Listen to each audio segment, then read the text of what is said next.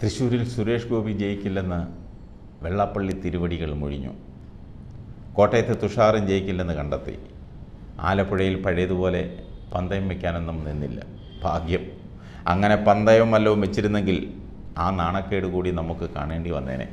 തൃശ്ശൂർ ലോക്സഭാ സീറ്റിൽ നടന്നത് UDF സ്ഥാനാർത്ഥി കെ മുരളീധരനും LDF സ്ഥാനാർത്ഥി സുനിൽകുമാറുമായുള്ള കടുത്ത മത്സരമാണെന്നാണ് തിരുവടികൾ മൊഴിഞ്ഞത്.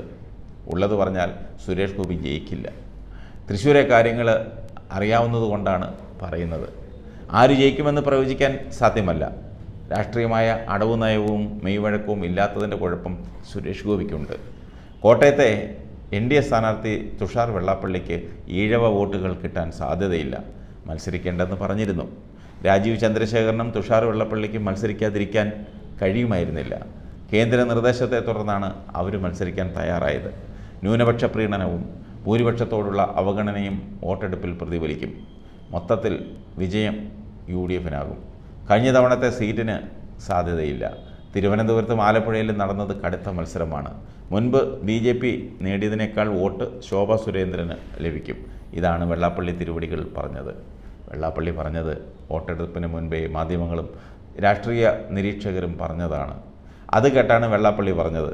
അല്ലാതെ വലിയ ഗവേഷണം നടത്തിയോ ആ മണ്ഡലങ്ങളിൽ സഞ്ചരിച്ചോ അഭിപ്രായങ്ങൾ ആരാഞ്ഞിട്ടോ ഒന്നുമല്ല തിരുവടികൾ ഈ ഗുണ്ടടിച്ചത്. തെരഞ്ഞെടുപ്പ് കാലത്ത് എന്തെങ്കിലുമൊക്കെ തിരുവടികൾക്ക് പറയണ്ടേ? പറഞ്ഞില്ലെങ്കിൽ മാളവരെന്ത് വിചാരിക്കും? അതുകൊണ്ട് പറഞ്ഞതാണ്. വേറൊന്നും ധരിക്കരുത്. പണ്ട് തെരഞ്ഞെടുപ്പ് അവലോകനം നടത്തി പന്തയത്തിൽ പരാജയപ്പെട്ടിട്ട് കിടന്ന് മോങ്ങിയത് നമ്മൾ കണ്ടതാണ്. ഇത്തവണ അങ്ങനെ മോങ്ങാതിരിക്കാനാ എങ്ങും തൊടാതെ ഒരു വച്ചൊരു കാച്ചിയത്. ഇനി എന്ത് വേണേലും പറയാം. വോട്ട് പെട്ടിയിലായി കഴിഞ്ഞല്ലോ. ആരെന്തു പറഞ്ഞാലും പറഞ്ഞില്ലെങ്കിലും വോട്ട് കുറയാനും കൂടാനും പോകുന്നില്ല.